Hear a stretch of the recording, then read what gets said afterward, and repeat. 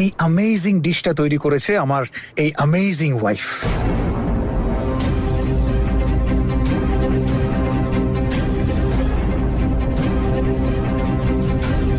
তুমি জানো, আমি এতদিন ভাবতাম যে এই ডিশটা পৃথিবীতে আমার মাই সবচেয়ে ভালো বানায়, কিন্তু আমার তনু, ও তো মাকেও ছাপিয়ে গেছে।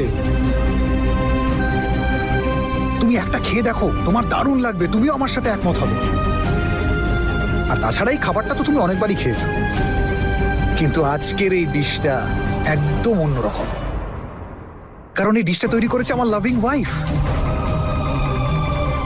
তার হাজবেন্ডের জন্য।